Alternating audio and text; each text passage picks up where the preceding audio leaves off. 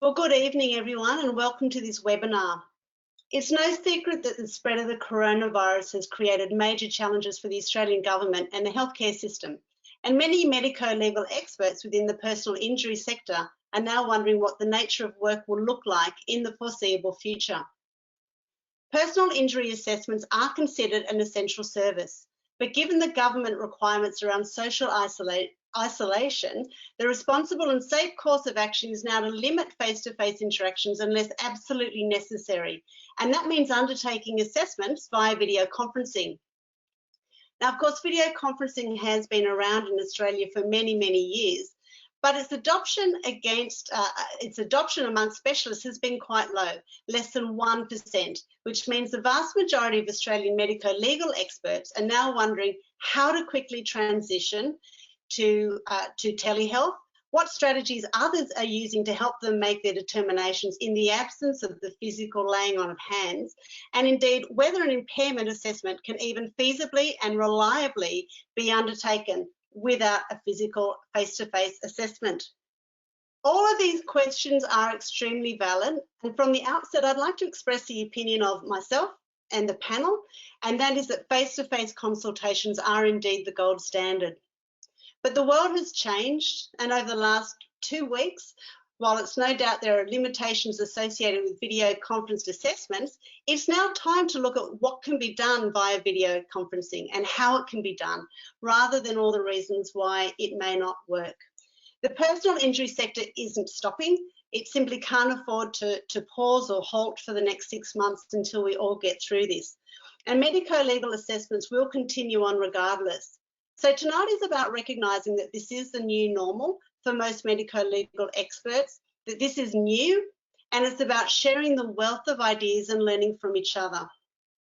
And to get you started, I'd like you to consider these 2 quotes. The first is, every adversity brings with it the seed of an equivalent advantage. And the second is, the day you plant the seed is not the day you eat the fruit. We are really at the seed stage right now. But over the next 6 months, the personal injury sector will become so much stronger in its expertise in delivering video conference assessments. And I'm really quite excited to see what the new levels that can be achieved throughout all this adversity across the sector. Now, to help plant and water those seeds tonight, I have a wonderful panel who are going to share their experiences and perspectives on making the transition to telehealth. Let me introduce them to you now. Firstly, we have Dr. Greg Cameron, occupational medicine practitioner, IMC and Chief Medical Officer here at MEDirect. We have Dr. Todd Gotthelf, orthopaedic surgeon here in New South Wales. We have Miss Karina Nichols, partner at Cootes Solicitors, who has more than 15 years experience and knowledge in all areas of injury compensation and employment law. We have Dr. Ralph Poppenbeek, occupational physician from Victoria. We have Dr. Richa Rastogi, psychiatrist here in New South Wales. And we have Dr. David Vivian, musculoskeletal physician with a special interest in pain. Now, I just wanted So I just wanted to give you a little bit of heads up on tonight. We've had a lot of questions that have been submitted prior to tonight's webinar. The webinar may go a little bit over, possibly for an extra half an hour to 7:30, but if you do need to leave, please feel free to go. We just wanted to extend it so that we were able to answer your pressing questions adequately rather than cut them short. So tonight, what we're going to be covering is the current expectations from the regulators, the tribunals and the courts. We'll be looking at how to set a video conferencing assessment up for success. We'll be looking at how to conduct examinations via video conferencing, particularly when you're not in the same room with them. How do you do it? And answering the question, can impairment assessments really be done and can they be relied upon? I know that there are a lot of you in the audience here tonight who have asked that question, and we want to shed a little bit of light on that and share the perspective and experiences of our panel members. We'll be looking at security and video conferencing platforms, and then right at the end, we're going to be looking at some other initiative and resources that can help you beyond this webinar. Now, we would love you to ask questions as we go through. So on the screen, what you'll see is the control panel. I'd like you just to find the little grey menu bar that says questions. There's a triangle there which you can click on, and this will open the questions box. And from there, you'll be able to type any questions in the box. We'll be tracking for these questions as we go through, and at various points throughout the evening, we'll be putting the questions back to our panelists. Okay, so let's get straight into it. There is a lot of uncertainty now about what is expected of medico-legal experts in the current environment. So it's really important to understand what are the instructions that the regulators, the tribunals and the courts currently giving. So Karina, I'd like to ask you first, throw to you first, then followed by David, and ask you what messages are being communicated by CIRA, iCare, Comcare and the courts. Hi, Sue. Basically, what's happening is the courts have suggested that we continue engaging in litigation and continue in bringing the matters before the courts and tribunals, even though it is a bit of a change in terms of how we do things. They will be accommodating it via telephone. They're creating virtual courts as we speak so that we can all continue to move the matters along and not create a huge backlog. Okay, great. So the message from your end is very much we need to keep going. We need to find ways of progressing these claims. Yes, we've actually got a direction from the Workers' Compensation Commission president, who has said that we need to be adaptive and creative. So we need to make sure that even though this is a challenging time for everybody, the injured workers or injured people are still getting the justice that they deserve and that their cases are still being progressed. Okay. Okay, and I would also recommend to everybody who's online, you know, the regulators like CIRA, I know there was a notification that came out today, TAC, VWA are all, it's very much a work in progress right now, and I know that over the last day or so, many of them have been putting out announcements to provide some guidance around expectations for you as medico-legal assessors. So I'd really encourage you to for the different sectors that you work in and the different schemes to constantly check in on the websites for the regulators to find out what the current situation is recommending that you do. David, I know that since the world has changed over the last 2 weeks, you've certainly still been doing a lot of assessments in Victoria, and I wondered whether you could share your insights into what is the message that you're receiving in terms of the work that you're being provided with. There's plenty of work there, and we have to get into telehealth, or we'll find some mechanism for doing so. As Sue said initially, opportunities change when adversity happens. It's a whole new ball game, and we have to be adaptive and ready to go. And it isn't easy day one, and it isn't easy necessarily day 4 when a problem arises. So you've got to problem solve on the run when you're doing this. And when I've talked to the claims agents or whoever's sent me work, they just want us to be pragmatic and get it done. Yeah, absolutely, and it is about being flexible, David. I know that you've done a lot, very much over the last few weeks via video conferencing, and I think the message that you've certainly been feeding back is that it's about finding what's going to work now for you. It's about trying different approaches and finding out what's going to work. So thank you for that. Richa, I'm going to direct the next question to you. So I'm just going to pop your microphone on, and that question is really around, you are probably the most experienced person on this panel tonight, having conducted medico-legal assessments for many years as a psychiatrist.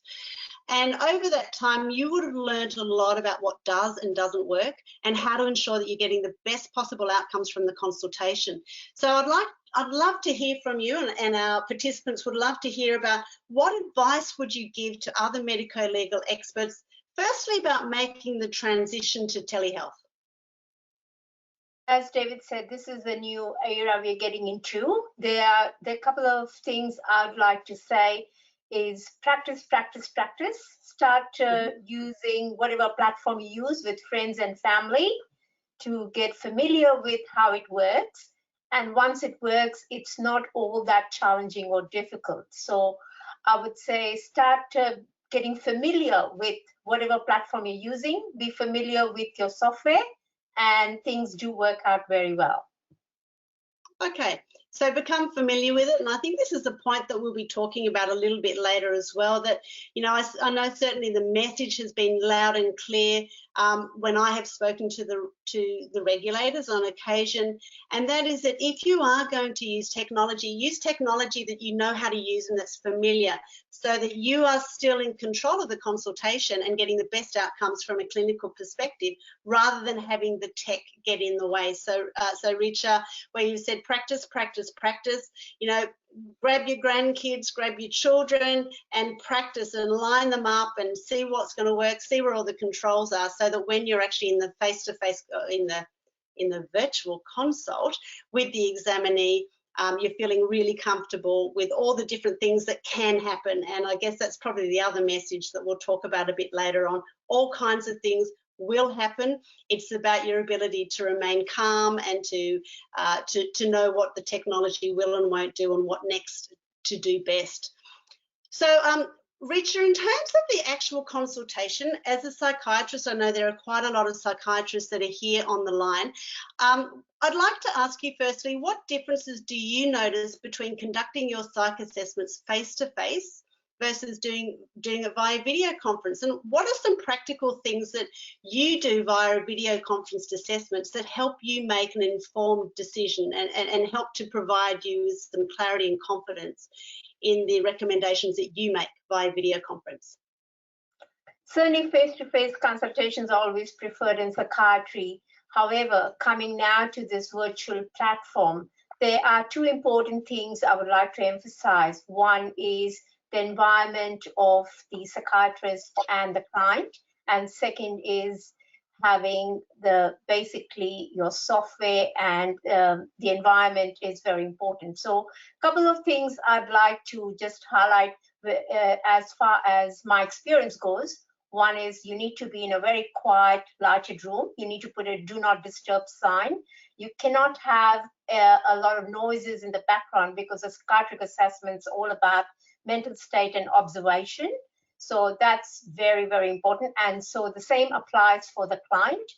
What we do is a couple of days before we start, we do the consultation, we do send a written information to the client, what is expected, that they're familiar with their software, their cameras right, things about the environment. These are very important things to be educated to the client. And that actually helps. We also get the client to get their Skype ID set up. I use Skype mainly, and that actually helps. And also informed consent, what the session might entail. The most important thing is it's always important to have a backup plan. As you know, with technology, we just can't rely sometimes on your, your internet. So I always keep a phone as a backup in case we need to use that, because in case, and it has happened at many times that the session has been interrupted. So you need to be prepared, either using a phone or FaceTime as, as a backup. It's very important. Invest in good software, a camera, a high resolution camera, and basically a good internet speed. These are very important things I would suggest that helps in a client assessment. So, Richa, what I'm hearing from you is much more around the setup and setting yourself up for success, more so than for you who's been doing this for many years. It's not so much for you about a difference in the experience for you as an assessor. It's much more about setting the consultation up for success beforehand and sending out documentation so that the examinee knows what to expect, and so that you are using good audio, good camera equipment, and that there are some really clear guidelines there around how you're going to conduct the consultation. True, that's right. And give yourself about 15 minutes more than a normal medico-legal assessment. And that's very important to just have a test run. because if you're going to be short on time, then it's going to be very difficult in terms of conducting the assessment. So that's the advantages of doing a virtual assessment, especially in a psych setting, because you're actually seeing the client in their normal environment. Whereas as compared to face-to-face, always some of the responses are very exaggerated, and it can be quite difficult to assess a clear mental state examination. So I think the advantages over virtual consultations to face-to-face compared to face-to-face. And that's a very interesting point that you've mentioned, Richa, because I know that we were talking about this over the last couple of days, that for you as a psychiatrist, and bear in mind we will move on and look at experiences of doctors who are more of a physical basis, a physical nature, but there are a lot of psychiatrists on the line tonight as well.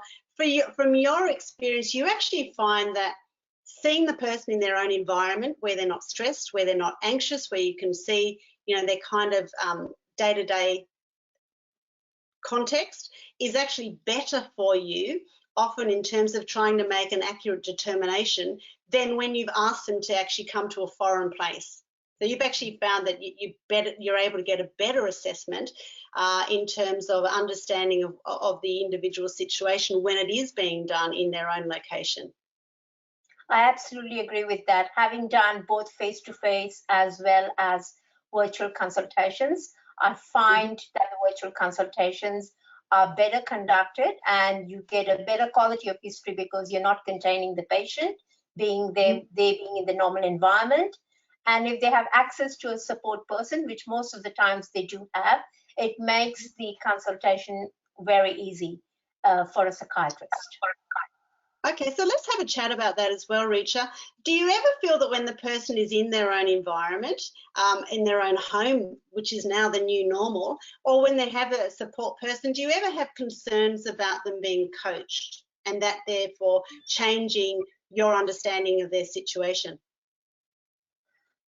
I've not had such an experience so far. I'm sure people would differ in their views, different psychiatrists. Having experience, the more experience you're in psychiatry, if someone's coach, you're able to pick up through the length of an interview.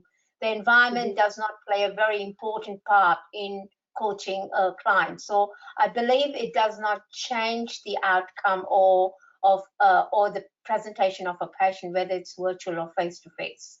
And that's been my experience over the years. So it comes down to your clinical expertise, really, to pick up those kinds of cues in terms of if somebody's coached or not. It comes down to your own clinical expertise. I wanted to ask you as well, Richard, you have been doing it for a long time, and I know that there are many people now looking at, you know, the legalities of doing these assessments via video conferencing, and we're certainly going to talk about that tonight as well, particularly when it comes to impairment assessments. Over your experience doing these, do you find any difference in the quality and outcomes of your assessment when they're conducted via video conference? And have you found that you have been challenged more on the reports that are undertaken via telehealth compared to those that have not been? So far, I've never been challenged, and I have read through reports, and feedback from people who received the report have certainly stated that there has been no difference in the quality of the reports or reporting their mental state. So I believe it's just getting used to the process. That's really important. And there are times you pick up more signals through a virtual thing than face-to-face. And I find over time, as I said, with practice, you become quite an expert with that. The way I work is I use a laptop for typing my reports, and I have a desktop at the back with my Skype going, because that can be a challenge when you're doing a Skype or using any platform. How do you take down notes, and how do you take the information? This is the way I've been working for years, is I keep typing on my laptop as I'm seeing the patient, and I usually tell the client I would be doing that during the session, and that works quite well for me over the years. And I think as well, Richard, that comes down to setting expectations, so that when you are not in the same environment as the person, you do need to communicate a lot more about what you're doing and why you're doing it. So for you, you found that typing the notes up during the consultation helps you, but obviously that context to explain what you're doing, that you're going to take some notes as you go through, so that you're making sure that you're remembering things and noting things down accurately. So I think that's another key point, that, and thank you for raising that, just about providing context with what you're doing, but also thinking about your context and how are you going to take the notes? How are you going to manage this? Because when you are in a remote situation, if you've got your head down all the time and they're seeing the top of your head, it is going to have an impact on the quality of the information that you are receiving from the examinee. So thank you, Richard. We're going to have a look now. I'm going to have the next question now to Todd. And, you know, while many psychiatrists have been conducting medico-legal assessments to clients via video conferencing for years now in regional and rural settings, to the prison system, etc., it is completely new ground for many doctors who are of a physical-based specialty, like you, Todd, for example, as an orthopod. So it's really valuable, given that this is new ground for so many here on the webinar tonight, to share the wealth of ideas around how specific consultations could be done via video conferencing, noting that it is the start, noting that as time goes on, we're all going to get so, well, not we, you are all going to get so much better at this, and that you'll all start to develop a lot more examples amongst yourself about how to do different tests and different examinations, so that you've got a level of confidence when you're providing your medico-legal opinion. So Todd, a question that has been submitted is how to conduct a valid comprehensive knee or foot examination through a video consultation. Given this is your expertise, we'd love to hear from you about some suggestions that you may have in terms of what you would have done when you were physically there with the injured person, compared to now how you would adapt your consultation via video conferencing. Yes, thanks. So, with this new medium, you just have to think to yourself, how can I reproduce what we do face-to-face with what we do online? And in some ways, there are advantages, because if you get consent for taking images, for instance, you can have someone doing motion and taking snapshots. And that's one option that might be helpful, because as I was taught by Richard Seckel, and from what I understand, we have to show evidence about our opinions. We have to back up our opinions with what we have done. So I think that in that light, I've been thinking a lot about how to do, because a lot of our assessments require range of motion and looking at this. And while some of our assessments can be done with diagnostic estimates, sometimes you have to choose the one that's more relevant. And so range of motion might be the more relevant one. So I think, for instance, I'm going to stand here. As you're seeing me right now, you can only see my head. So I think you need an environment where someone can move back and they can stand a little bit further from the screen. And then you can watch them, for instance, if they're moving their elbow. We can make them move their maximal effort, take a snapshot. There are some software programs that you can use that are like digital goniometers on the screen, and they can measure angles on the screen. And I've asked a friend of mine who's a programmer to help me with this, to make my own, so that we can measure angles and show that we can measure the maximal effort of extension, flexion, and use those in impairment ratings. And who knows, in the future, this might be the more accurate way, because in face-to-face, when we read reports about goniometer measurements, we don't know how accurate they might be. There's no evidence of that. So this might be, moving forward, a more acceptable way of doing things. And I know, Todd, when we were speaking as well, just over the last couple of days, you know, you talked about, you know, the golden rule being measure 3 times. And we also talked about the fact that often when you get a radiological report, you are relying on the radiographer to have gotten the position of the leg, for example, correct, but you don't actually know that there was a consistency there. So when we were talking about, you know, if you were to apply an approach like you suggested, where you might get them to you know, hold their elbow in a certain way or their leg in a certain way, and then you take a photograph and do a measurement, one of your comments was, you know, it could actually be, you know, quite an accurate way to do it, because I know how I've measured it, and I know the position has been correct according to my best judgment.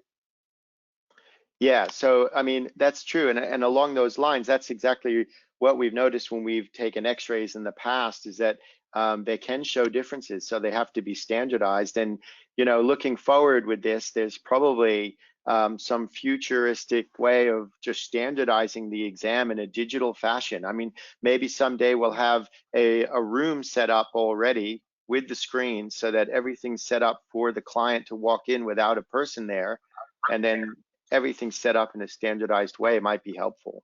So yeah. Yep, and I think, I think the situations that we have right now, we talk about opportunity coming out of adversity. And as you say, Todd, who knows, maybe in 6 or 12 months' time, we actually do have a digital means where we can be I guess, more accurate in terms of these measurements. Given that there are now some pretty strict rules around social isolation, I guess that the starting place is to say, what can we do? We are, you are asked for your best opinion possible. Everybody's in the same situation right now where, there is very little laying on of a hand. So what are some of the other things that you can do? So thank you for that, Todd. We're going to also hear from a number of the other physical-based specialists like Ralph and David again in a moment. So I'm just going to thank you, Todd, for joining us. Todd has to pop off. Thank you. So I'm just going to cover off a couple of different questions now that have come in through the chat box as I dismiss Todd. Okay, now there's been a couple of questions that have come up. One is about correspondence in Victoria appearing to relate to therapeutic interventions and not independent assessments.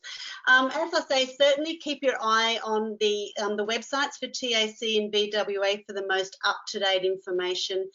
And I know that they are releasing this all the time. I certainly know that I've spoken with VWA, and their approach at the moment for eligibilities is that they know that there are limitations. They know that there are both claimants and there are doctors who are not wanting to meet face-to-face, and so therefore the message is quite pragmatic, and it's about saying, do what you can do to give the best opinion possible, and where you can't comment, where you can't be confident, to make sure you make a note of the things that you can't comment on. So while we're still working through this and we're still transitioning, the message has very much been about, we're working through this, do what you can, and what you can't, let us know, and together we'll work through that. It could be that, outside of eligibilities, it could be that there are more supplementary reports that are done, for example, over the time. So I know that's been some feedback. Thank you for your question around Skype. We're going to cover that off a little bit later.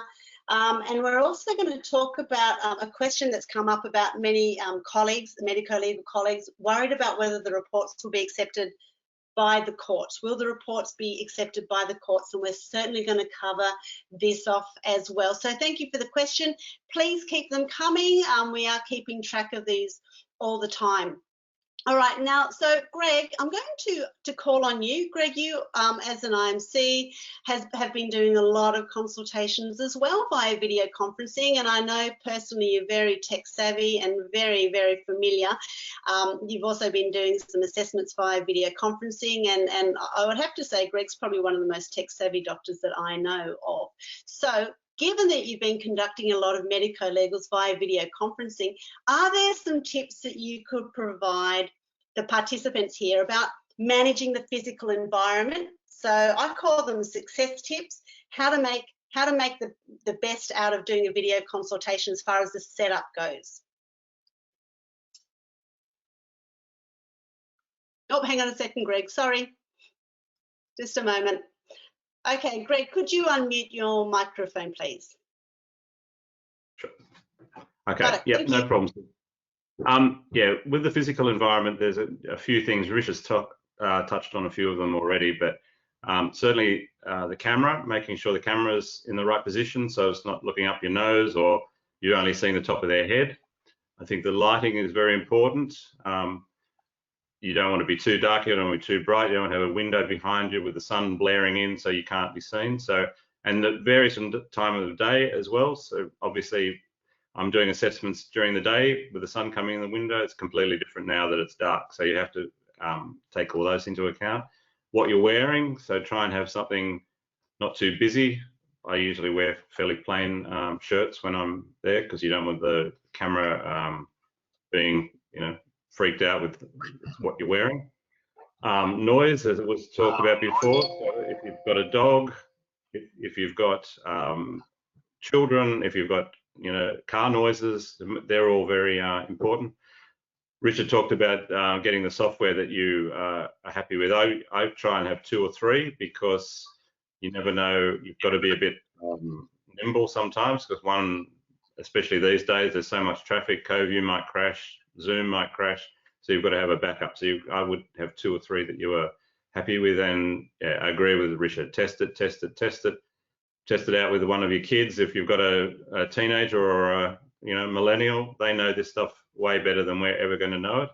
And I would also do a trial run and record it and then watch it back, so you can actually see what you look like, because it's what you think you look like and what you look like are 2 completely different things.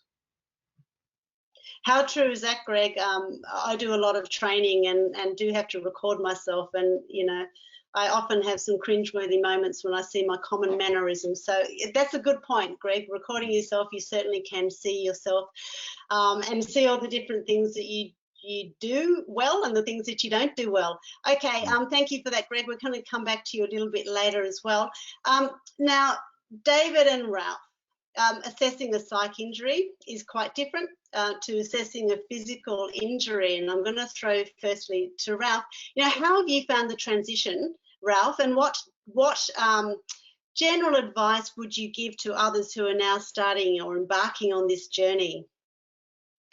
Yeah, I've found the transition a little difficult in a sense, because it's so different from what I'm used to doing.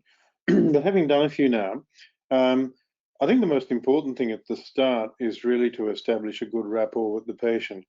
It's what I normally do anyway, but it's far more important in this context than when you're in your office.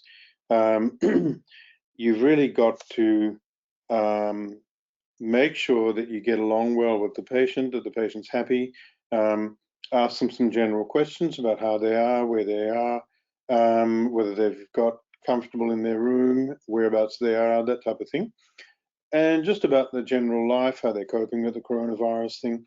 I think a little bit of chat like that at the start is going to be very helpful, because if you establish satisfactory rapport, then when you need to get people to move, to visualize their joints and so on better, they're going to cooperate with you. So I think that's really, that's important in any medico-legal consultation, but it's vital in this sort of circumstance. The other thing is, I think you've got to be able to think laterally. I've been repairing British cars for about 30 years, so I'm very good at this. But you've got to think of doing things in a different way and use your eyes as much as you can. I think Todd mentioned, if you can, you've got to try and get the person to move the camera back a little and get them to walk so you can observe the gait. One thing I noticed recently, though, was if you click your mouse on the bottom right-hand corner of the screen and drag it across to your right, your screen width increases dramatically.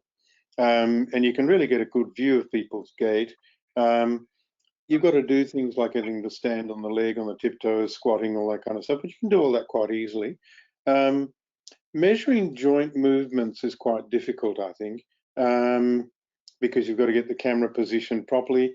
And so if you're using a laptop or an iPhone, it's much easier that way because it can be adjusted. I did an assessment for a company where the camera was situated in the boardroom. It's a private room, but the camera was mounted high up on the wall and the microphone was in the middle of the boardroom table. So you had a choice of either seeing the person or hearing them, and you have to sort of get them to move to accommodate that. But again, if you establish a good rapport, people will accommodate what your needs are. I think there are various little tips that you can use, like for instance, somebody with carpal tunnel syndrome, you obviously can't do a Tinel sign, but you can do the phalans, you can do the reverse phalans. And as David mentioned the previous time, you can get them to self-palpate, and I think that's a really good way of doing it. I'm not sure about the goniometer app, probably because I haven't used it. But if you think about impairment assessments, I do a lot of spine impairments and that kind of thing. They're nearly all DRE anyhow. And so you don't need to really measure things. I think really you've just got to be creative, think outside of your normal pattern. And that's what Richard's comment is, of practicing on everybody you can find. For sure. And what I've also heard as well, you've talked a lot about lateral thinking, you've talked about equipment. There's that whole element of thinking in advance, isn't there, about, okay, what am I going to assess coming up tomorrow, for example, or in 2 days' time? What is the nature of the injury? And as Richa also mentioned, she sends out communication to her examinees ahead of time to help prepare them. I consider the scenario that you had where your examinee was in a boardroom and it was a fixed TV and a fixed camera, and it was much more difficult to examine the lower part of the leg. So considering what's coming up, and I know David's going to have a chat about this as well, but considering what's coming up over the coming days for your examinations is also about setting some guidelines for those people about what you need. So if it is space that you need to let them know about being in a location, or finding a room in their house where they've got adequate room to stand and walk so that you can observe that. If it's around, technology, is it a laptop that you need? Is it an iPad? Is it a phone? And, these are all conversations that we never would have had 3 weeks ago.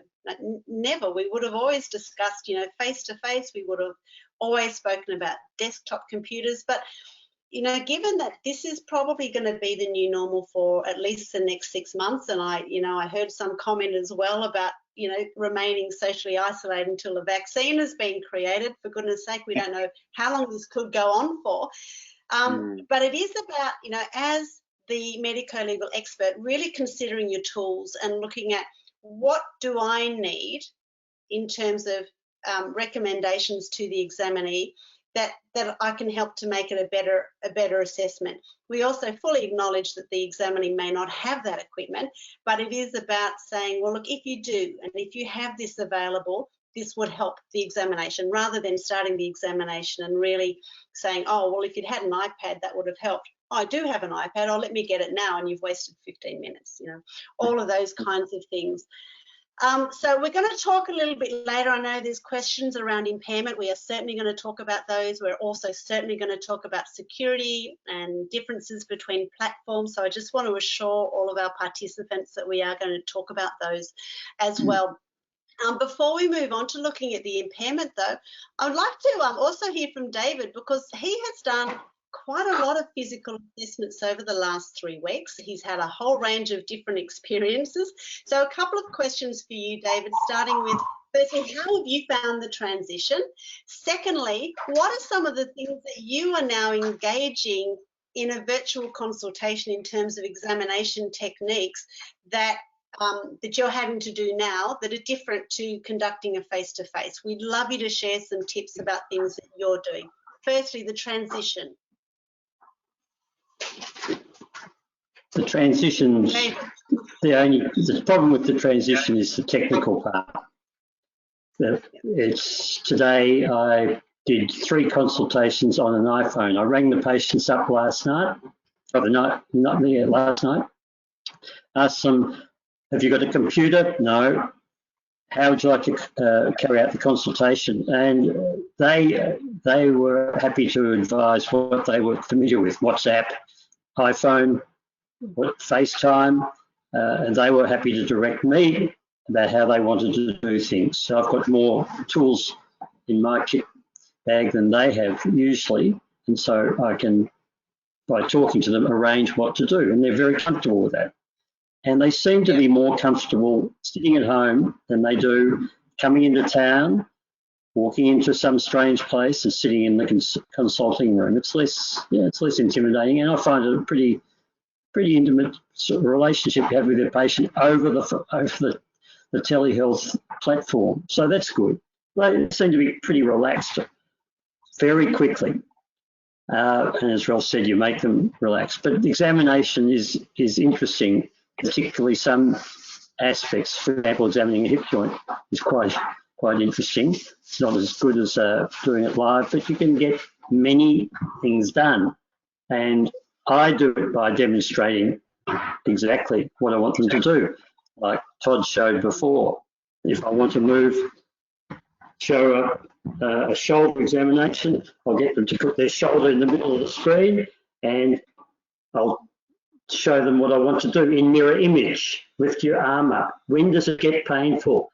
And they lift it up. Now, it's like teaching a first-year student how to examine the shoulder. And I've found that most of them pick it up pretty well. In fact, one of them today, I said, I think you could come and work in our practice as a shoulder examiner now. They were tremendous. They did resistant movements. Put your arm out in front of you, put your hand on top of it. I want you to push up. And they would push up, did exactly what I wanted, turn to the side, show them what I'm doing. Where does it hurt? And they can say, is it strong?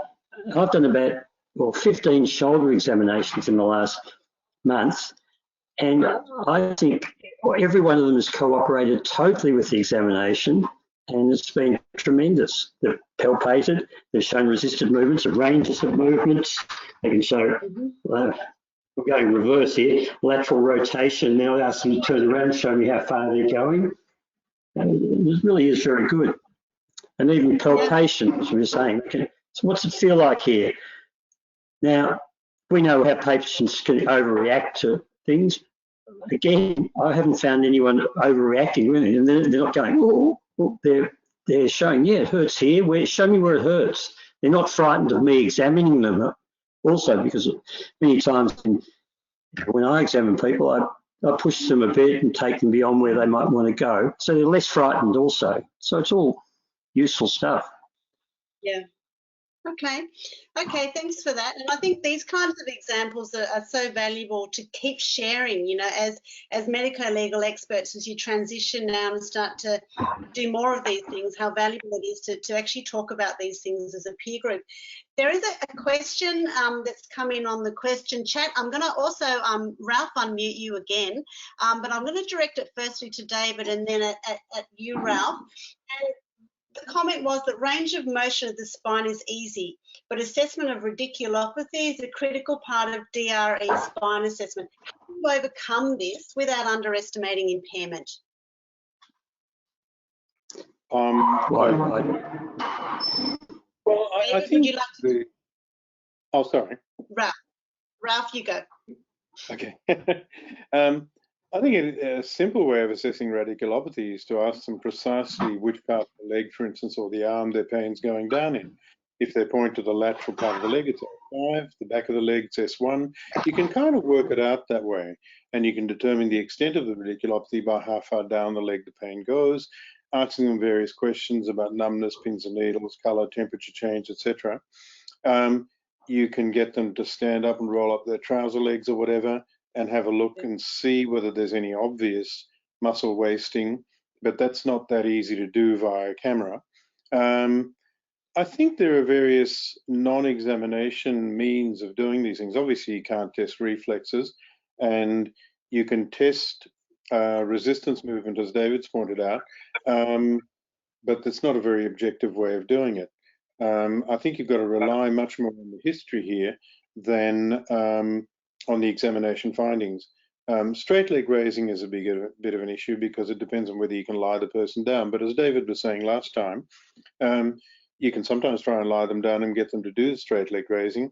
Otherwise, you can get them to sit in a chair and extend the knee to see, you know, which is what we sometimes do to double check things. So I don't see that as a big problem because you got to bear in mind what you're actually looking for. If you got a condition which would be better assessed by DRE than range of movement, then you can, by taking a very detailed history, get a fairly clear idea of whether there's radiculopathy or not. Mm-hmm. David, do you have anything to add to that, David? No? Well, from a semantic point of view, radiculopathy means nerve root involvement. Radicular pain means radicular pain.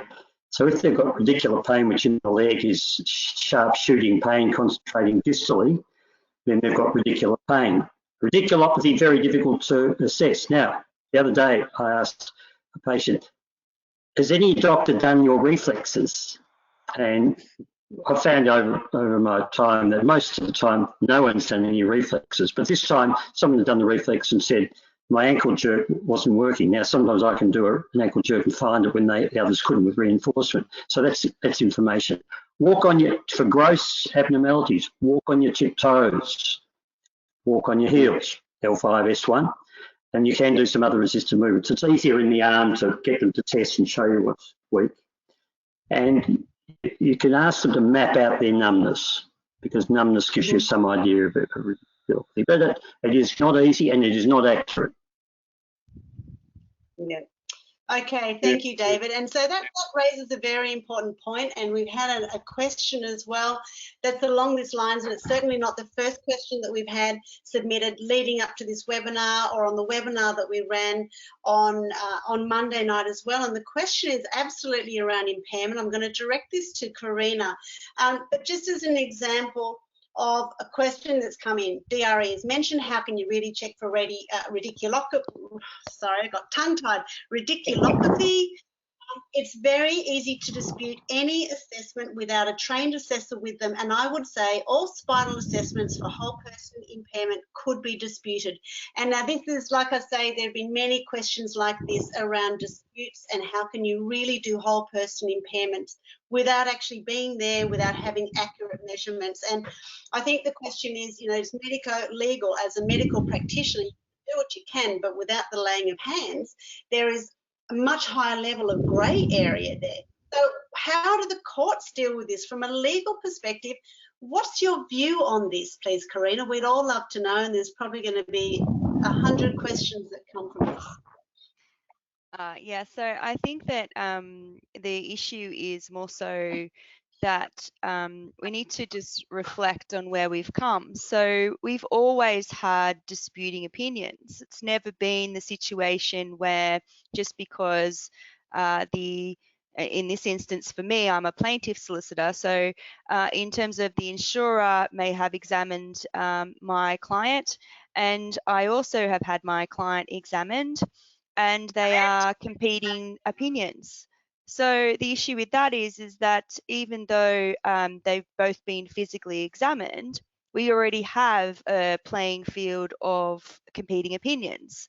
So now we move into the situation that we're in, which will be, again, in my view, a even playing field, because not only will my doctors or the doctors that I send my client to be doing it via telehealth or some other means, so will the insurer. So it will be very even playing field in terms of neither of them will actually be doing a physical examination, and we'll need to adapt and be creative, as the doctors on the panel have said, to accommodate, to be able to give their opinions. Now, it's all about their opinions and how they get to that. That is the context of what the court looks at.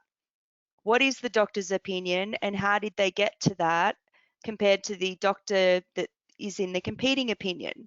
So we really haven't moved that far away from what we're currently doing. It's just the examination process will be slightly different. So what I'm hearing from you, Karina, is that it's very much a level playing field.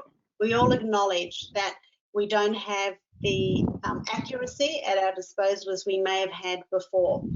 We are saying, though, that for many of the examinations we're asked to do, that there are a lot of things you can do. Impairments are certainly a little bit trickier. However, when it comes to a dispute scenario, both parties are actually under the same level of challenge and still have the same kind of handicap as each other have, essentially. So from a court's perspective, it is a little bit like, well, it is about, and you've mentioned this before, the goal is always to support your argument, to say what your opinion is and your rationale to get there. So in the absence of the actual laying of hands, there are still things you can do to come to your opinion. And the key here is to say, look, I would normally conduct A, B, and C. Given the current circumstances, the way I came to my opinion is 1, 2, and 3. Is that correct? Yeah, that's correct. So the more substance you can put behind your opinion, the better, and how you got there, because there's always be criticism as to the medico-legal opinions. That's just the way, unfortunately, it is. Occasionally we get some type of agreement on some issues and not on others, and sometimes we get agreement across the board. So no matter what, I think as long as you're doing what you do best is examining the client in terms of the virtual way and showing, you know, how you got your measurements, whether it's photos or whether it's, as David showed, demonstrating the activity that you're asking your patient or client to do, then you can back up the opinion. Okay, and I know that previously as well, you've made the point about there's probably now more an increased focus on answering the key questions as well. Yes, so I think what we need to focus on is that things are changing, and we do need to look at it differently. And in my view, I think that solicitors in particular, or insurance companies, claims managers, are going to have to really think about the types of questions that they're now going to be asking the medico-legal doctors. And then if they need to, having a discussion with them as to the best type of question, given the type of evidence they need to get in order to answer it. So do you think that there'll be an increased number, or do you think there'll be a flurry of examinations now that don't stand up in court? What impact do you think this will really have, given that both sides are in the same situation? What's your I wish I had a crystal ball. I suspect that during this period, and the issue really is we don't know how long this is going to go on for, that there'll be a grace period in terms of, well, during this time we had to do the examinations virtually, and then if, for instance, those matters do resolve, fantastic. If they don't resolve and we still, 18 months down the track and there is a possibility of now a physical examination, then we would just move to a supplementary report if those issues are still an issue. But that is the case anyway. Again, we still have that. So even when I serve a report and the insurer serves a report back to me, I may still need to get a supplementary report because I am not a doctor and I'm not qualified under AMA 4 or 5. I don't have those qualifications. Yes, I've been doing this for many years, and I know a lot of people would like to claim they know how to work out the WPI or any other component of it. But at the end of the day, that's not going to stand up. You're going to need the medico-legal doctor to provide that evidence. Okay, and I think what we're saying here is that it's a very difficult area, and I'm certainly looking at a lot of the questions and comments that are coming through. Certainly I think that a lot of the examinations around causation and liability can continue. Impairment, I guess, is going to be, there are some things that you can determine confidently an impairment level on, and there are some things that can't be. And I know that we're all seeking a lot more clarity, and it's coming through now from the regulators about what things are appropriate to do an impairment on and what things are not. I think the other thing that I'm hearing is that, this is such early days, and a lot of conversation still needs to happen moving forward from here about how we proceed. At the moment, what we do know is that these requests for assessments are still coming through, giving, and particularly for impairment assessments as well, and given that they are still coming through, it is about, well, there are limitations, but what can you do to mitigate it until further notice? We do need to keep the assessments coming through, so what can we do? I guess the question is also, Karina, what if you really feel that you can't provide an opinion around impairment level? Yeah, and I think that medico-legal doctors need to appreciate what they can and can't commit to, and we'd never want to put them in a situation where they're not committed to their opinion, because that would not be good for anybody. My suggestion is as they're doing through CIRA and the Workers' Compensation Commission in New South Wales, they have suggested that the examinations are to take place. However, they appreciate that in some circumstances it would not be possible, and therefore they would go into a medical pending list.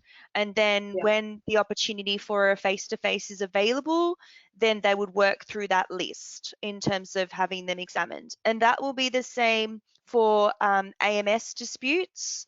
So any disputes that need to go off to an approved medical specialist, or any disputes in relation to MAS, they will also be put into a medical pending list if they can't be dealt with. Yeah, okay. So I think I guess the message is that at the moment it's still a work in progress. We're all still trying to work through this, and we'll get clearer direction over time from the regulators about how to move forward.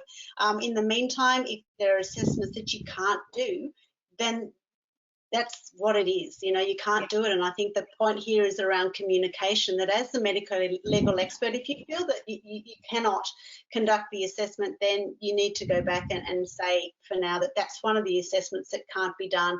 And no doubt the regulators are gathering this kind of information and will get clearer understanding about feedback from medico-legal experts about the kinds of injuries and examinations that can and can't be done. I've got another really tricky question for you, Karina, but it's a fantastic question, and it's around this issue around level playing field and the fact that some medico-legal experts won't do telehealth and some will. Do you think that from a legal perspective, will this create some imbalance if it's challenged? The fact that some have conducted via video conferencing and some have not?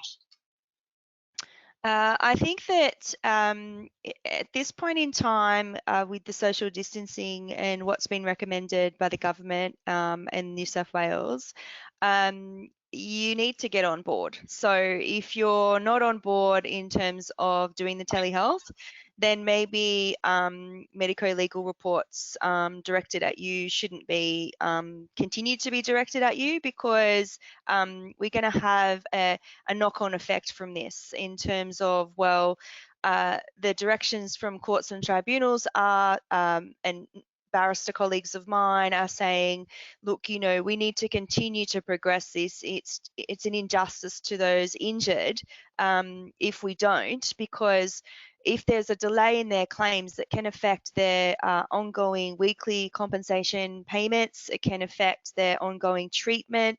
There's a whole array of things that would happen, and we don't want to be putting workers in that position, or injured people, if we don't have to. So my view is that in some situations, it definitely, we cannot do the assessments. But from what I'm hearing from the panel is that they're being very creative and adaptive, and that is actually what's been filtered down from courts and tribunals to assist and make sure claims are still progressing.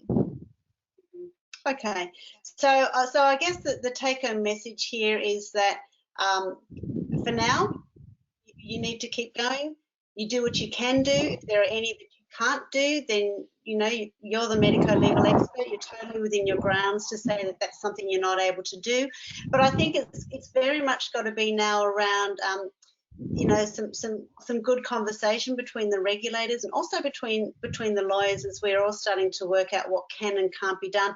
I have one more final question for you, Karina, and to our participant who's entered the question, I do apologise if I've slightly got this wrong, but the comment here was around in a country called in Victoria that one of the reports was criticised. Sorry, I'm just trying to find it here. Okay, it was critical of a psychological report. I'm assuming that was done via telehealth. I'm just wondering what your experience has been with some of the psychiatric or psychological assessments that have been conducted via telehealth. Have you heard much about pushback around that, or are they, you know, what's your perspective? Previously, there was a lot of pushback in relation to telehealth, psychological and psychiatric assessments. I think that it's an opportunity for either party to criticise, and an easy hit of the report to simply say, well, how do you know that? Because you haven't actually physically examined the patient. But I think now that we're in the times that we're in, that will switch slightly, and there'll be less criticisms, because I myself would be referring my clients through telehealth. And also, it would be difficult for me to then criticise someone else's report if my report is also virtually prepared. So I think we're going to move away from that, and there'll be interesting times ahead as to whether or not more and more reports are done by telehealth or virtually, because it does assist, as Dr. Isha said, was in terms of they're in their own controlled environment. And in the world of psychology, that is a massive component.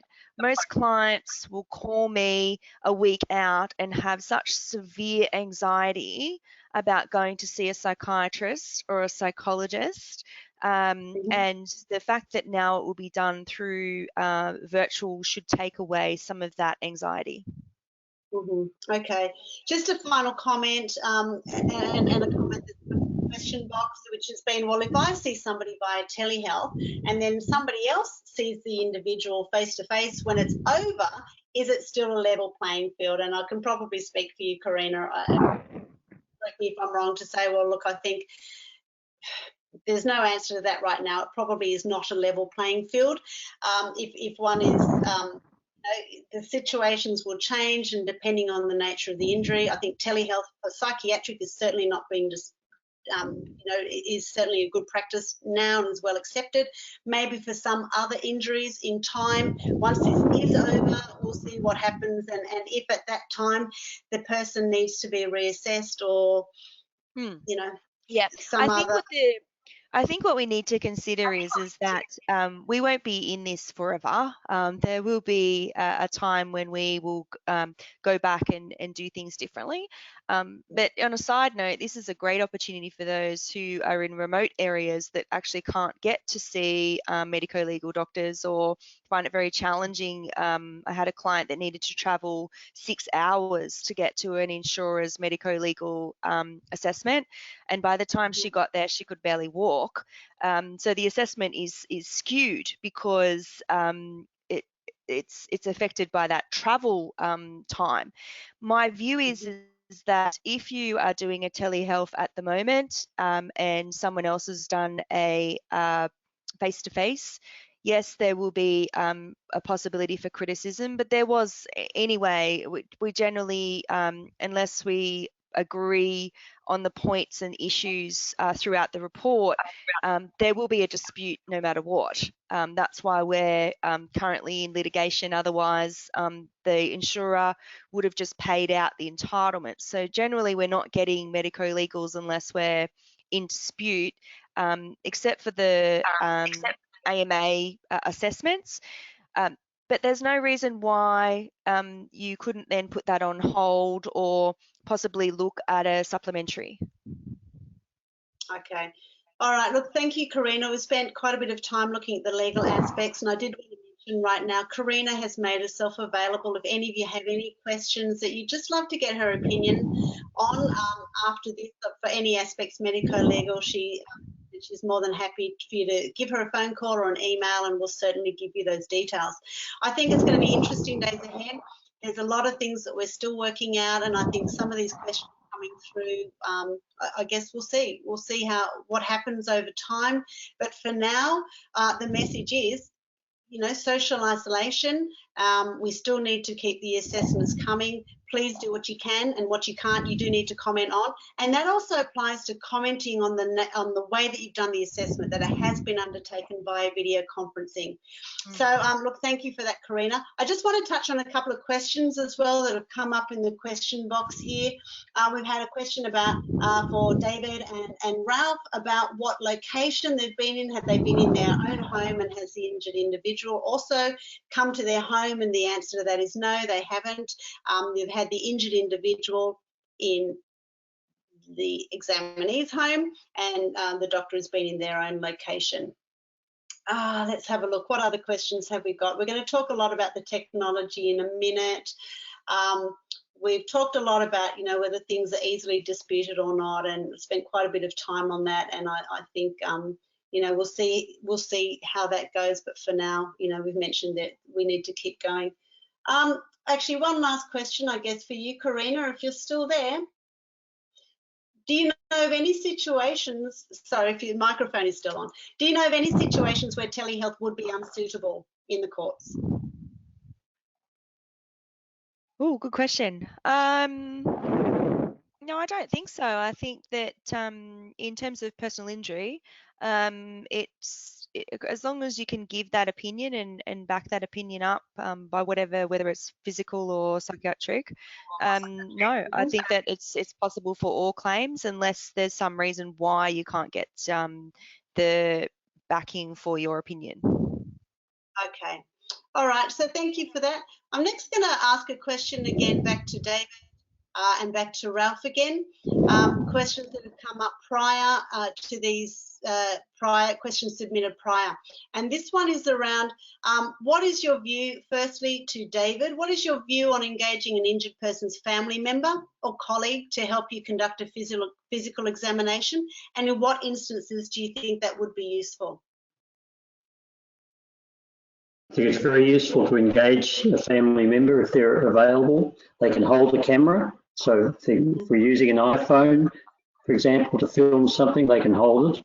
They can also assist in the examination and you can ask them to do resisted movements. So they're very useful. They're also nice backup for the patient, and no one's intruded in my consultation at this stage. So having people around is good. I haven't used any assistance in my when I've been sitting at home doing my work.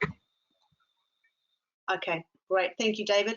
I'm going to leave you unmuted, David, for the next question. But Ralph, could you comment on that, please, as well? What are your views on having somebody in the consult assisting, given that you're now located virtually? Yeah, I think that's quite difficult. It's a bit of a double-edged sword because the person who's assisting obviously has no concept of what you really want them to do. So in fact, you're having to instruct two people rather than one. I would really prefer just to use the patient alone. It's very difficult though. I think David pointed out, you can get the person assisting to hold the camera, and that I think is a real advantage. Sometimes it just gets unnecessarily complicated. I haven't had that circumstance of using a person assisting yet. And I think it's worth trying, because if there's somebody there who wants to assist, well, you can't tell them to go away. But I think you've got to take that bit by bit and not put too much emphasis on the person assisting. I think also from a legal point of view, with my limited knowledge of the law, I think you're treading water a bit there, because how would the court view somebody else who's non-medical and non-professional assisting you in doing the examination? Do you have a comment on that, Karina? Oh, hang on, Karina. I'm sorry. I need to unmute you. One moment. Sorry, everyone. Okay, Karina, you're on. Yeah, so I agree with you, Ralph, in terms of the difficulties. I think if they're just holding the camera to assist the process in terms of, you know, if the person's trying to move their up and down and they're trying to film it at the same time, might be quite challenging. So I think that would be okay, but I don't know whether or not there'd be an issue in terms of if they were actually putting any resistance or anything, providing that sort of how much do you know is resisting.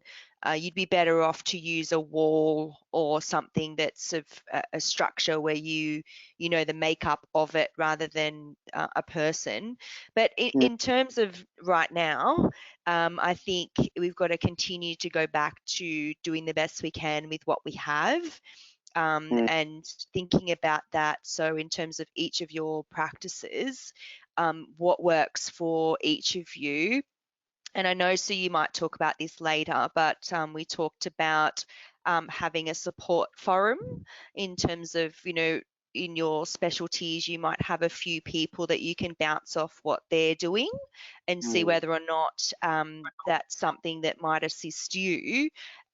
Because the more brains, the better, I say, and we should be trying to work out a standardized assessment process as best we can across the board while we are currently doing it this way. Yeah, I think the other thing too you got to remember with doing these assessments, going back to first principles, is what you're looking for really is consistency, isn't it?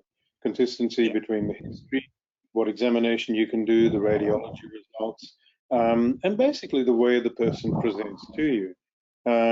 If there's a consistency there, well, that helps you a great deal. And I don't know that doing all sorts of tricks in doing the examination is going to improve your degree of understanding of the consistency. But what are your thoughts? Yes, I agree with that. So I think the consistency is one of the number one. And you do that anyway in your practices in a physical sense.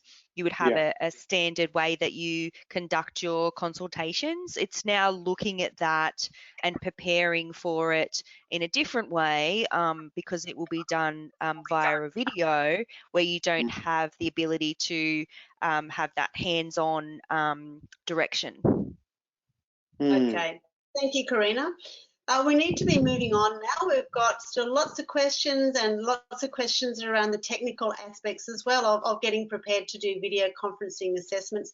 One question though I did want to cover off, and that's a question around doing hybrid examinations. What if you can do testing, doing telehealth, but with some testing being done by patients at the clinic, and that's certainly something that's been discussed between David and myself over the time, and the answer is yes, you can, but you now need to really check in with your regulators. Certainly the information that I see, that my understanding of the information that I read from Sarah today was that they are really not wanting people to come into close contact, and they are preferring digital means. But that's my interpretation. The message here is please check with your regulators and get guidance from them about what you should now be doing. All right, so we are going to shift gears a little now. There's been a load of questions around security and tools, video conferencing tools that you can use. And one of the questions was around, is it okay to Zoom video conference? And what are the issues around security and privacy aspects of using video conferencing platforms and the choice of platform to use? So I wanted to touch personally with you on a couple of considerations around security, given that many of you are now working from home, and then I'll also talk about the choice of platform. So firstly, medico-legal telehealth assessments are considered a health service where information is collected and stored. So in the same way that the way you manage the injured person's medical documentation must meet the Australian Privacy Act requirements, so do your telehealth assessments. So this means that the law says you need to take all reasonable steps to protect the health information from misuse, from interference, loss, unauthorised access, modification or disclosure.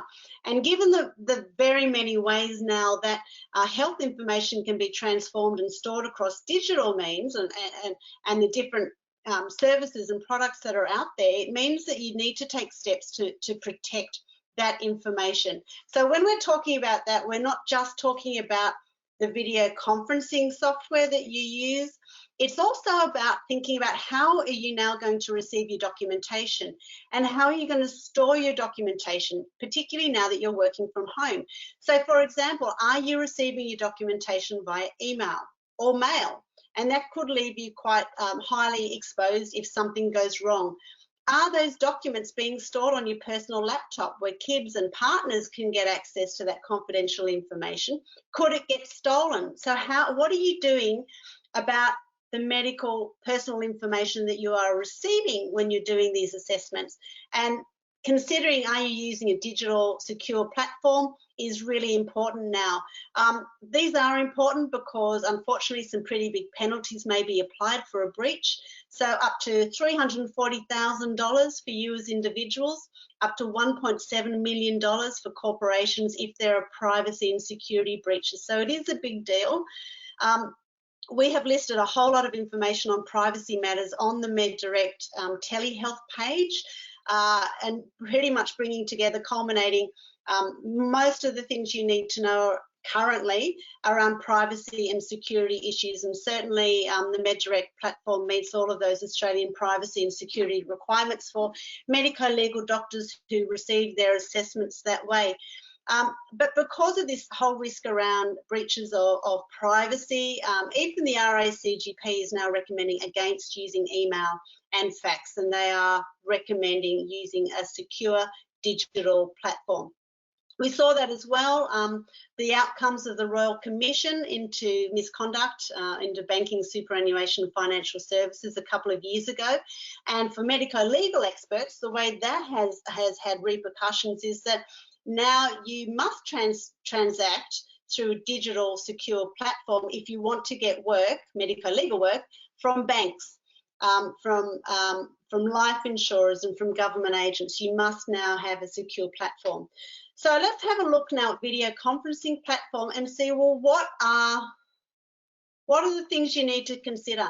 Now, I just want to start by saying, to be clear, there is no single video conferencing platform that a medico-legal expert must use at this stage. Nobody is recommending that you use one, nobody is mandating, sorry, that's the right word. Nobody is mandating one video conference platform over another, and currently no one is dictating what you must use. The choice is completely up to you. However, security is the issue because, as we noted before, you know, there are some pretty big fines that may be applied for breaches. So when you are looking at what am I going to use, the key thing is to use a platform that ensures secure end-to-end encryption so that the video conference cannot be hacked, like it was for Zoom last week. Now, I'm not saying that you shouldn't use Zoom. I'm actually not recommending any platform over the other because, you know, even for Zoom last week, there were quite a number of instances of hacking. I know that as of Sunday, they put in place some more secure precautions, including password protection, so that people could not be part of a meeting if they were not invited. So things are changing all the time, which is why I don't really want to provide advice around which ones are secure and which ones are not. And I highly recommend you go onto the websites and you search for whether these software platforms are secure, if they have end-to-end secure encryption when you're making your decision. So that is the key thing, to make sure it is secure, but it's also around making sure it's a technology that you feel comfortable and capable of using. Like we said before, you don't want the technology to be getting in the way of your ability to effectively run your consultation. You want it to be something that's easy for you to use and easy for the other person at the other end to use, given that many of them are not tech savvy. So let me just give you a quick rundown of the options with video conferencing. Again, there is a lot of material on this on the MEDirect Telehealth webpage, and I can send out that link after this email as well.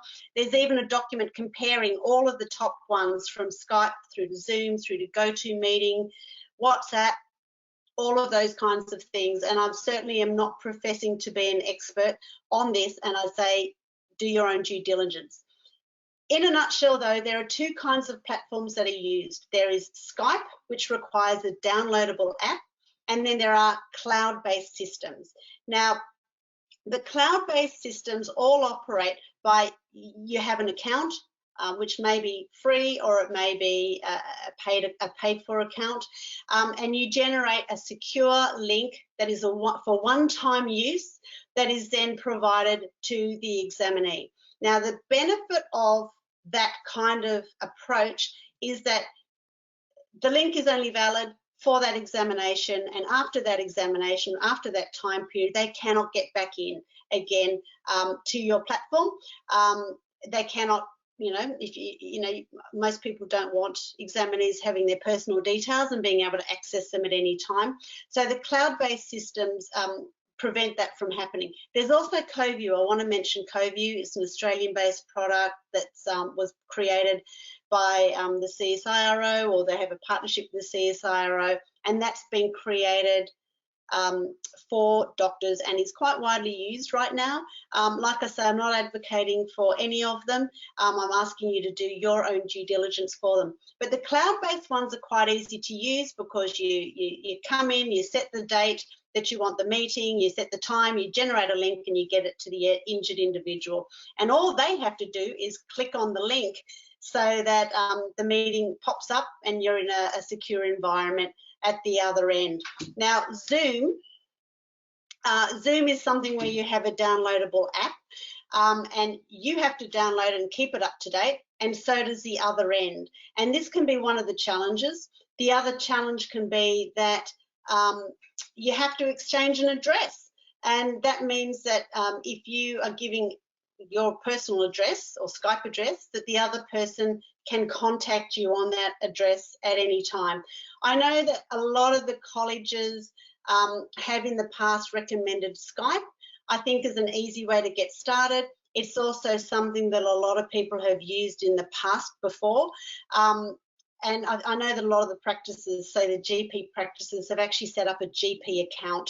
Richa obviously uses it as well, and she's got a separate account, not obviously her personal account, so that she's not getting requests and she's not getting messages and phone calls on any of her personal addresses. So that is a couple of comments around the different kinds of platforms. Now, Skype, I do want to have a chat about security. Again, like I say, I'm not an expert. Please do your own research. My understanding of Skype is that there is a backdoor to Skype, so that when you've got a backdoor, it's more easily hackable. And I know that it has been in the press. I've done quite a lot of research on this myself to find out, is it a secure platform? Is it not a secure platform? The indications would say that while it is secure and encrypted, it still is hackable. And that's the same situation with Zoom. It is a secure encrypted platform, but still there were some glitches that happened. My message to you is keep up to date on this. Choose a platform that, to the best of your ability, will meet security and privacy considerations. Sorry, I've just okay. I'm just so make sure that it meets security requirements and that it's something that you're comfortable using. Now, I think I might have mentioned something wrong a little bit before. Well, I just want to clarify. Zoom was hacked last week. I think that might have been the question that's coming through. I might have said Skype. I want to correct that. Zoom was hacked last week, and they've now put in place a higher level of security. So have a look on the website that we have and see what technology meets the security requirements that you're comfortable with, that you feel comfortable meet the requirements. And then second thing is to make sure the technology is not getting in the way of your ability to effectively run the consultation. So have a look at that. Please feel free to send in any questions around that. I do apologise if I've confused the situation a little bit. I'm happy to clarify that. I'd like to now just throw to Greg. Greg has done a lot of consultations via video conference, and I'd just like to speak to him or have him share with us his experiences of running video conferencing from the perspective of the recipient's end. Yeah, thanks, Sue.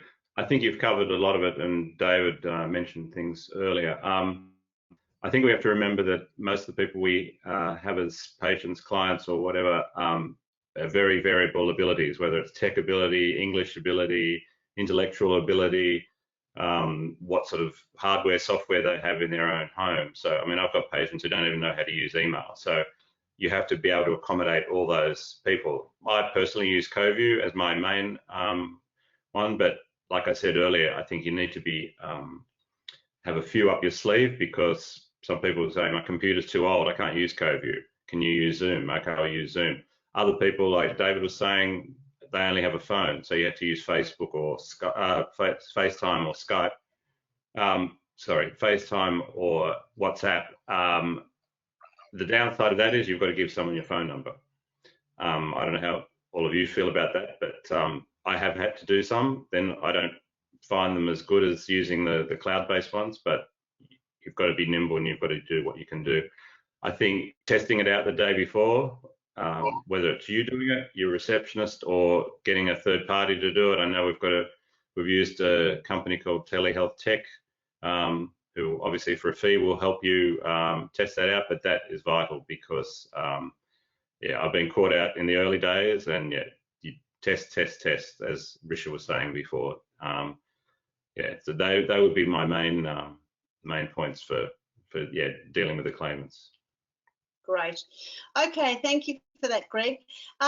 Now we're getting to the end of our webinar, and there's still a lot of questions. I just wanted to clarify that we will get back to each of you afterwards with any questions that we haven't been able to answer, and we're happy to put you in contact with any of the panelists if you would like us to provide some clarification. But I think the thing is here that, you know, there's been so many questions that have come through. There's been lots of comments, and very much this is early days. As we said, we're at the seedling stage right now, and you know, where we're going to be in 6 months' time is going to be very different to where we are now.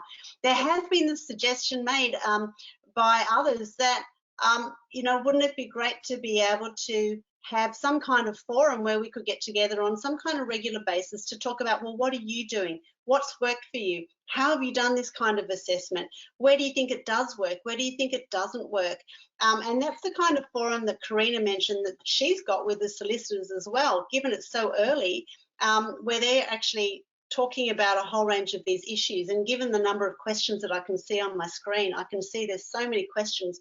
So I wanted to launch a poll right now very quickly, and that is just to gauge your interest. If there was a forum to be created for medico-legal experts to discuss issues around conducting these assessments via video conferencing, would you be interested in being part of that? So I've just launched the poll now. If you could just press on the button with a yes or a no, that will give us an indication of whether this is something that you would like to do. Okay, we've got a lot of people already voting.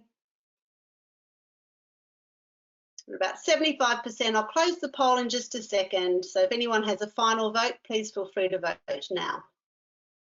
Okay. So let's have a look at the results of that. Pretty much 89% said that yes, they would like to join a forum, 11% no. That's very much the same as what we had as well on Monday night when we did this. So for me, that is saying a very clear yes, we would be keen to do this kind of thing and have a forum. Next question then is, how often would you like to meet? So please just take a moment to complete that as well. Fortnightly, monthly, or 6 weekly.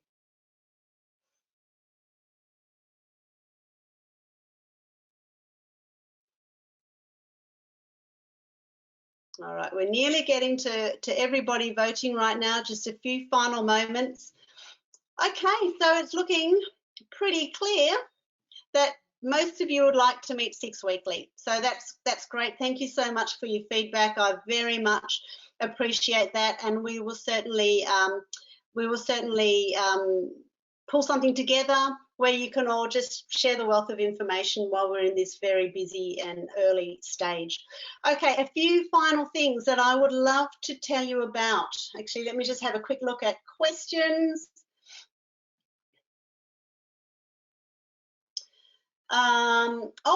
We've had an offer here, thank you, to prepare documents for patients in prepping for telehealth, an offer to share that documentation. Thank you very much. We would love to have that. So if you would please, Jeanette, if you would please mind sending that to me, I'm sure that everybody would benefit from that. We also have an information document about preparing for telehealth, and we're very happy to share that as well. It's a Word document. You can put your logo on it or not. I think the more resources that we have, the better. So thank you, Jeanette. Really appreciate that. We would love that. Okay, so a few final things. So initiatives to help you be on this webinar. So we've we'll work on a forum for sure. There are some resources on the MEDirect website. You see my, mugshot in 24 short video tutorials. Some of the things that we've talked about tonight are on these videos, some of them are not, so we cover a whole range of other different things, how the assessment's conducted, how do you receive telehealth appointments, for example, what are we talking about with telehealth, what are some standards, what are some success steps, I've mentioned security issues and so on. Here's the patient information resource that we have available, but we'll also have Jeanette's, and we'd love to share that. Thank you so much. I've got the URL just at the top of the screen of where you can find some of these resources. It's www.meddirect.com.au. The page is medical experts. The next page is transitioning to telehealth. We'll send that around afterwards as well. And of course, this video will be chopped and edited and made available to you also over the coming few days. Okay, now I'd just like to, I've got about 1 minute left, and I'd just like to throw again to our panelists. Let's start with, let's say David, followed by Ralph, followed by Richard. Actually, just about where do you see this all going over the next 6 months? And I'll ask Karina too. I think we've got a little bit of time. So, Ralph, next 6 months, a one-liner, where do you think we might be? Oh, hang on. That's David. I'll start with you, David. Up the bush, doing telehealth and doing a few other things, but I don't think it's going to change much. I don't want to go near anyone much until they get a vaccine, because I've got a cardiomyopathy and they won't resuscitate me, so I'm up here. All right, so for you, certainly the health concerns are very real and you'd prefer not to see people face to face. Ralph? I couldn't agree more. I think that's very likely this is what we're going to be doing in 6 months. We need to get up to speed with it pretty quickly. And I agree completely with David. It's very dangerous seeing patients face to face now. In fact, it's very dangerous going to the supermarket. It's a very different world, isn't it? No one even wants to give eye contact anymore. Okay, so Greg, I'm going to ask you just some final comments. Where do you think we'll be in 6 months? Doing a lot of telehealth. Yeah, I think it's and on the consultation side as well. I don't think it's just going to be confined to assessments. I think it's going to be talking to people like Karina as well, having conferences with lawyers rather than phone consult. I think as people get more and more comfortable with using telehealth, I think we're going to use it a lot more. Okay, thank you, Karina. Yeah, I agree. I think we need to settle in for a little while. I don't think it's going to be anytime soon. And I would say that the predictions are that it will be longer than 6 months. And even at that point in time, there's still substantial risk. It's not just going to disappear. My concern is that if everybody doesn't get on board and start to learn the different ways, then many businesses won't actually survive, and that includes law firms. If they don't change their models and move forward with the times, then it could be a very different outcome. Okay, thank you, Karina. And now probably Rich is the one who's most comfortable with this kind of medium. I'd love your thoughts on the next months. I say as a psychiatrist, it's going to give me a life and work balance, more flexibility. And it's really good to see that the population is embracing technology all over. So that's amazing. Okay, fantastic. All right, so just to wrap up here, I'd really like to thank all our panelists, to Greg, Todd, who was here for a little while, Karina, don't forget she's made the offer. If you've got any legal questions around medico-legal, you to reach out. Ralph, Richard and David, thank you all for your time, and I will note that all of our panelists have given of their time freely tonight, on Monday night as well, and will no doubt continue to do so. So thank you so much for being involved. Thank you for sharing your insights. It is certainly, I guess, a new day. We're certainly in the midst of a whole range of working through a new way of doing things. So I'd like to thank you for your insights, and I'd like to welcome all of our participants to a forum that we will set up to share the wealth. I mentioned again, there have been a handful of questions, a lot of questions that we haven't been able to answer, and some fantastic ones like recording the assessment. Can you do that? Head on over to the video tutorials that we've done. I mentioned quite a lot of detail around recording of consultations and whether that's kosher or not. And heads up, no, it's not. It's recommendations not to do that. But if you do, it talks around consent forms. We even have some comment there around telehealth consent forms and so on. So thank you, everyone. Thanks for giving your time. And thanks from me here representing the MEDirect team. We really appreciate you being on board tonight. Good night and have a great Easter. Thanks, Sue. That's great. Thank you so much, everyone. You're welcome. Thank you.